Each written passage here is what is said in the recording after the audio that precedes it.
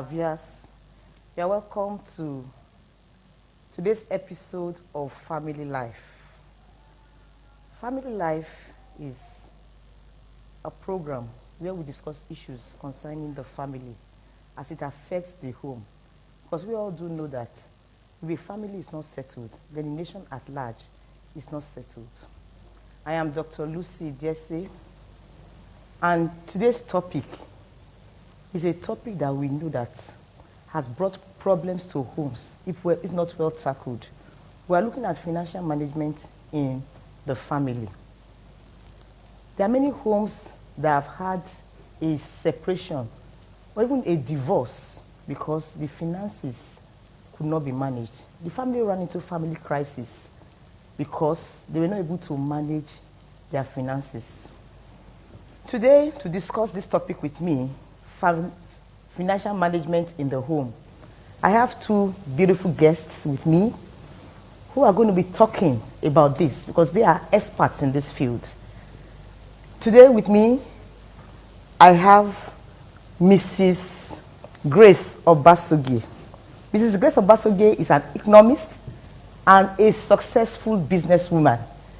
Yeah, she's very good in this particular topic. Mrs. Grace Obasogie, you're welcome to today's program. Thank you very much, ma'am. Thank you. Also with me today is another woman. Yeah, I have women in the program today who is also a financial expert. Dr. Ehi Issa. Dr. Ehi Issa is not just an ordinary financial expert. In fact, she's the treasurer of a very big organization here in the state, the Medical Men Association of Nigeria, Edo State. So she knows how to go about it. Dr. Ehi, you are welcome to today's program. Thank you very much, Doctor. Thank you. We are looking at financial management in the home. Financial management. Please, Mrs. Obasogie, can you kindly define what financial management is so we know what we're talking about? Financial management deals with the planning, organizing, and controlling of financial activities like money in an organization. And with respect to today's topic, we're going to be dealing with the home. The home will act as the organization. We're going to be talking about the planning, organizing, and controlling of money in our homes. Thank you very much, Dr. Ehi. I don't know if you want to add something to that. Like she said, financial management has to do with controlling money, making budgets for the home, running and managing this money so that it don't come to crisis. Yes, thank you very much. You know, when we're talking about money, it's always a big deal. Because money, at a particular point in time in the home, will cause problems. You know, in a home, we have the father, we have the mother, and we have the children. And of course, we also have extended family. It would be nice to really divide it and say, for the man, what is his role in financial management? The man is the head of the home, and is meant to be the provider. Okay. So when it comes to financial issues, the man should take the lead, while the wife would be a helpmeet or a supportive measure. I think I like that. You said the man should take the lead. That means that it's not supposed to be the man doing everything, isn't it? No. He should just take the lead. And the woman does what? She supports. Okay, what about the woman? What is her role, Dr. Ehi? I feel the woman should be in control, as in help the husband not to use the money wisely. Okay. Because there are situations where the man, just like every man, may just use money without being accountable. So the woman should make the man accountable towards the family's income. Well, when you say the woman should make the man accountable, I do know that men will not, I don't think men would be so comfortable to say the woman, you know, he at whatever he brings and earns, the woman should be the accountant, isn't it? That's what we're talking about. Yes. The woman should be the accountant. Yes. I believe that the woman should be the accountant, should be the financial accountant in the home. Okay. The woman should manage the resources that's available in the home. That comes into the home. She should be able to manage. The women are better managers of finances. Okay, that's very good. Yes. Now, we'll look at finances. How does finances affect the health of the home and the relationship in general? Yes, generally, finances can affect the health of the home. Yeah. You see in a family where money comes in and you're not able to give accounts of how this money goes, and at the end of the day, the woman is overwhelmed and she's in debt. She now goes into debt. She's not able to pay these children's school fees. She's not able to get money for the clothing of the children, or she's not even able to pay the house rent. And at the end of the day, there's crisis. Okay. And even for their health, they're not able to buy their drugs. They're not able to meet up with expectations. That will affect your mental health, your physical health, and your psychological health in general. Because generally, if there's no money, I think they say no money. When there's no money, there's pressure Yes. and there's sickness and all other issues come in to play. Money has a major role to play. Yes, money does. Very Money does in the home. So we're not going to look at how can we now manage this money, because we do know that sometimes the money might just not be there. So in the light of that, I want to really ask, to manage money in the home, what are the keys? Because my viewers at home, they want to know, because a lot of people, I'm sure a lot of homes, they are having financial crisis because of money, poor money management. Sometimes you say, okay, the money is not there. Even when the money is there, sometimes you find out that they also cannot be manage it. So can we look at some keys? Let's just highlight some keys to successful financial management in the home. You know, we talked about cutting your coat according to your material. Okay, according to your material, no longer according to your size. People were talking about according to your size. Okay. So I always ask, if you cut the coat according to your size and your size is very big, so what happens? Okay. So you cut it according to your material and then you slim down to reach that size. Okay, you really have you to. You have to cut your coat according to your material. Okay. So if you feel that you are big and you cut it according to your material, then you have to lose weight to work. Yes, to work. That's very interesting. Because some people live above their income. That's not advisable. You should live below your income. You're earning 100,000 naira. You're living in a house of 200,000 naira. Yes, you are right. That's not okay. And we go to a party and they say Ashoebi. You know, this is what is trending. You see people go to parties, they carry materials. Sometimes 50,000, probably your salary is 100,000. How do you really want to cope? How do you want to cope? Thank you. Now, Mrs. Basage, what are some other keys that you think will really help to have a successful financial management in the home? Basically, couples should understand themselves. Good. When it comes to financial management, sometimes the man can be better due to temperament, but commonly the women are better money managers, though we also have extravagant women. Yes, because I know. Exactly. So basically, couples should understand themselves. Then the starting line is, how much is your income? Okay. What comes into the house monthly? How much do we have? Okay. Then after realizing what we have, what are our basic needs? Okay. Talk about feeding, talk about shelter, education, very important. Okay. We set this in priorities, what we call scale of preference. Which of them comes first? Then we try and draw our budget with respect to our needs. The most important ones coming first. Okay. If you cannot afford a very expensive school, there are cheaper schools. So you have to live within your income, and yet you can be very happy. Mr. Basage, what you just said now, I've seen situations whereby the woman will say, no, this is the school that my children must attend. You know, sometimes maybe her friends' children are attending that school, and she's like, no, my children will not go to a cheap school. So how do we manage such? Then you go end up borrowing money. Yes. Or your children are owing school fees, they are sent away from school, they are traumatized.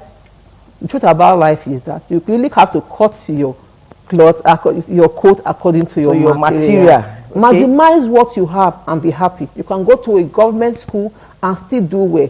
And parents that are educated, you could sit down and build up your children. Find time to teach them if you cannot afford a lesson teacher.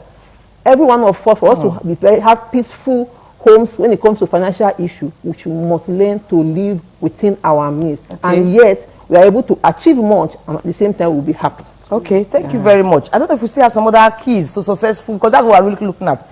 Keys to successful financial management in the home. Then I wanted to add that we should be transparent. The man should be transparent to his wife. Yes, and the wife too should be transparent to his her husband. I've seen situations where a woman owns a house. and her husband is paying rent for the house. Really? Yes. She built the house? She built the man did not know that she's the one that built the house. She's one that built the house. Really? Wow. Maybe the children are in school, maybe like in the hostel, she's in the hostel, Yeah. and they are paying rent. She's not transparent enough. Yes, That's not yes, transparency. yes. So the woman should be transparent. Then we should also not forget the extended family. Okay. Because when you don't remember the extended family, most times it causes a lot of pressure in the home. And then the in-laws think that you are the wicked woman that doesn't want to you don't want their son to help them. her and all that. So that should come into the budget. We should talk about issues of budget. There should be budgeting in the home. Okay. At the beginning of the year or even every month. Every month. Budget Okay, I think they can review it. Yes, we'll review it as time goes on. Okay. How the family is going to be run for this month. This is what we are going to pay for the bills. This is what we are paying for school fees. This is what we are paying for this and luxury. Then we should be able to differentiate between our wants, our needs, and luxury. Necessities. Yes, things that are necessary in the home. Okay. And not just living a luxurious life, going out to Dubai every week, or traveling just for the fun of it. Okay, okay, Yes. okay. Another very basic thing we Yes. neglect, especially in Africa, is the culture of saving. Yeah. No matter what you earn, you can save. Yeah, I I believe was that. Talking with a friend recently, I told her, she was like, you don't have any single money in her account. I told her, you can save 1,000 a week. Yes. And before you realize it, by the end of the year, it's 52,000 naira. The 1,000 naira you spend in buying recharge card and paying, you can save it. Okay. I told her you can get a group of friends together. Maybe somebody that is very good in keeping money. At the end of every week, just drop 1,000 with the person. Let us just cultivate a way to save.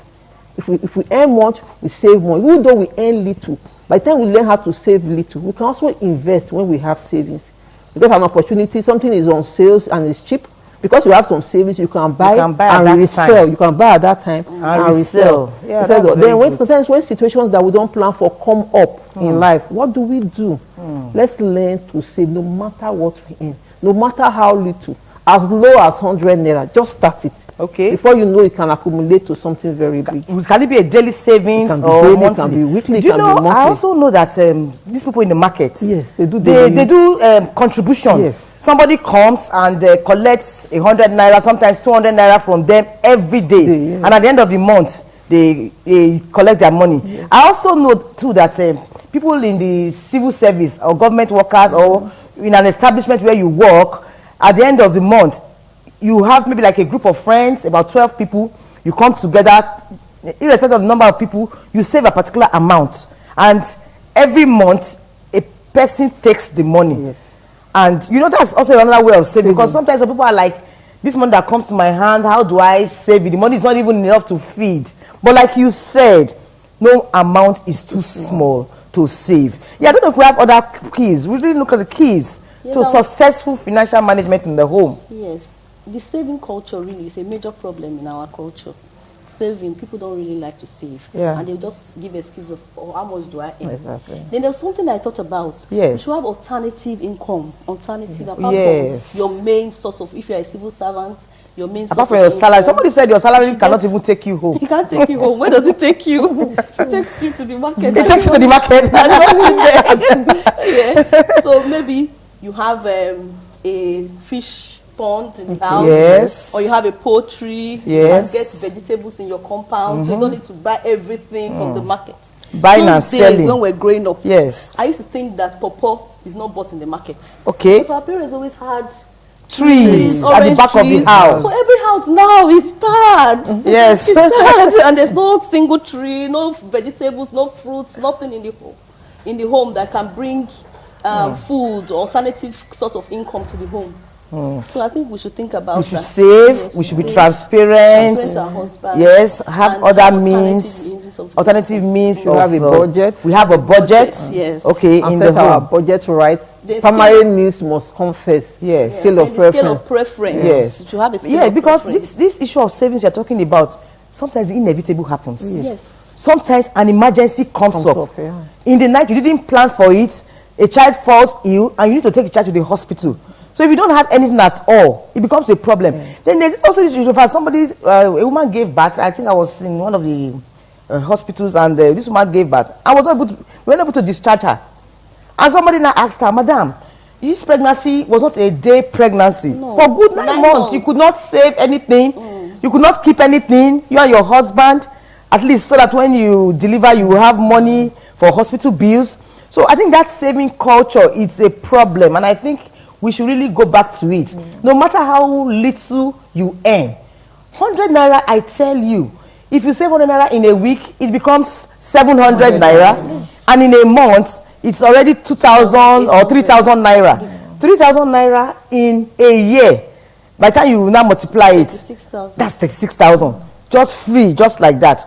I also remember that children, if I will also talk about, when you talk of financial management, children too, they have this box. Yes, they call it colo. Those days, they have a box and they put coins when it was coins then. But now that it's naira, they could fold it and put in. Then during Christmas, they bring out their boxes and they break open the boxes and you get lots of money. So that's another way of actually saving. How can we manage when you have a family that has a meager source of income? How can they manage not to run into financial crisis in the family? Mrs. Obari Siagun.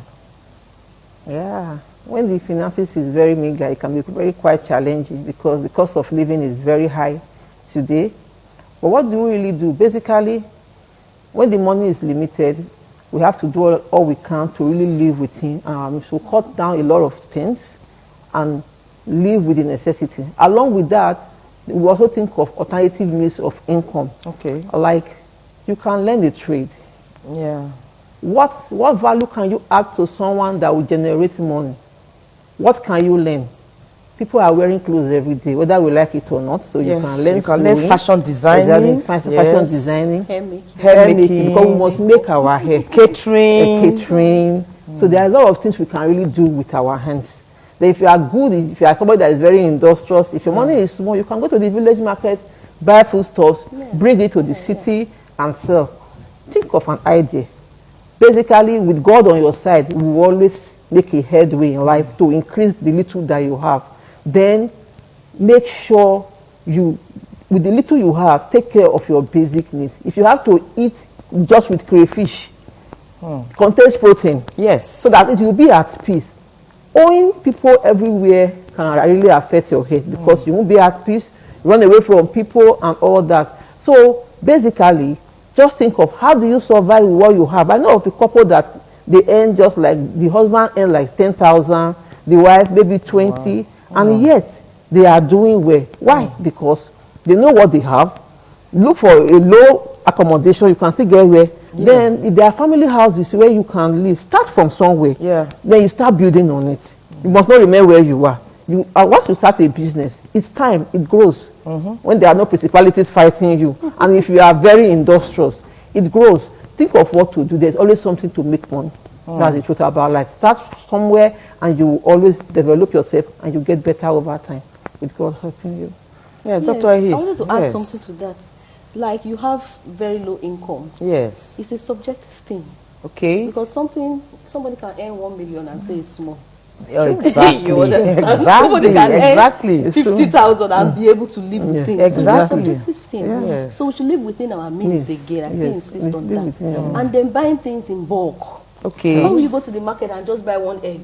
Today. Tomorrow you buy another one egg. 2 eggs. Okay. You buy things in bulk. You go to the wholesaler. Yes. Like the village market. The village market, where they just bring things and buy your from the village. Yes. If you don't have money to afford it, you can pair with friends. Exactly. Then you share. You pay and share. Yes. Okay. That's what we do. But I really do that. Yes. With a carton of fish, about 4 of us can just share. Yes, that's what I do. At the end of the month, you save at the savings. Yes. You'll be very surprised. You will not be buying retailing. Exactly. You are the one selling it. Exactly. I think that's a very good one. Yes. Okay, so no point going to the market to buy one fish when you can share with other people. Yes. And they do this in the market a lot. They do it. Exactly. You see women come together, even in the market. Okay. We won't buy 1 carton of fish. Say yes, let us share. Okay, like 5 people can share a carton of fish, and at least they can use it for a period of time. Yes. That's very good. That will also help. Buying things little by little, just buy in bulk. Okay. They understand the seasons of things. Exactly. When tomatoes is cheap, yes, you can buy in bulk. But the problem there is some of them are power perishable. supply. Exactly, they are perishable goods. But there are ways of preserving these things. People have ways of preserving these products. But you even know that in those days, when there was no electricity supply, people were still preserving. Yes. In the villages where they don't have electricity supply, they still preserve. Yes, they dry tomatoes. No? Yes, you can dry tomatoes. You can dry your fish. You can dry even your meat. Melon when it's cheap. Yes. And it can take you through the period when it becomes very expensive. And like you just buy melon when it's on hold and you break it. You break it. Yes. Okay. If you don't have money, you buy melon and break it. And break it. Yes. No, that's the truth. So that at the end of the day, your home is healthy, your home is happy, yes. Everyone is good. Because this issue of you earn some money. Do you know, I know of some people that when they receive their salary, about 3/4 of that salary is used to pay debt. Immediately the salary comes, the person is sad. And they'll tell you, why are you sad? In fact, this money that they just paid me, it has finished. Some people spend their salaries before it comes. I think that is not good. Yes. That's not healthy at all. Why will you finish then? At the end of the day, they keep on begging. They keep on begging. And they come today, I beg this, beg that. I think it's not good enough.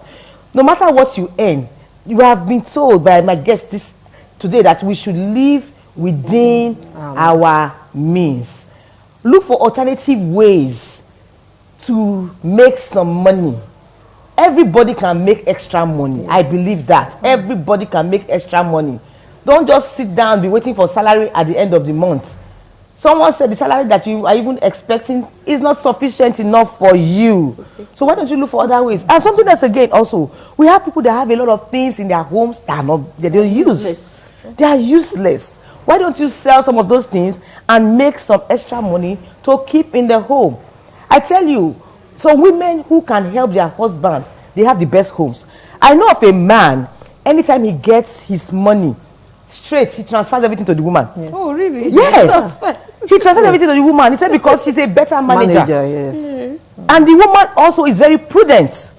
At the end of the day, it's like she makes more profit and brings it home, and the man is happy. And everybody is happy. The aim of the home is that everyone should be happy. So if you know your husband is the extravagant type, you can just go to him and say, oh, can I help you to save? And you know, in fact, there's this person that has a company and they bring money every day. They bring money every day for the company.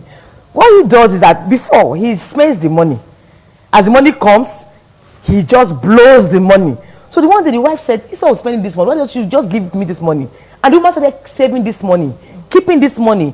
At the end of the month, the man did not believe. He did not believe what came out of the savings. So you look at both ways. Some women are extravagant, some men are extravagant. If you think it's your husband extravagant, you go take the lead and help to save. If you think it's the other way around, the other person who is more prudent should take the lead. So I think this is a very good point, because a lot of people, their problem is there's no money, there's no money. Do you solve this there's no money syndrome? Please, Dr. Isa. Please, there's no money syndrome. There's no money syndrome. It's everywhere. Yes. Even when you earn 1 million, you still say it's not enough. There's no money. So it's a subjective thing. Okay. So we should live within our means, live below what we earn. Exactly. Do you know that what I do, I have 4 colleagues in my office. Every month we put a certain amount, because that money, if I don't give it to them, I will still spend it for something that I cannot even account for. So I join them, 4 of us. So at the end of 4 months, one person carries the bulk of the money. With that, we're able to have some capital projects. We're able to do a lot, and everybody is happy.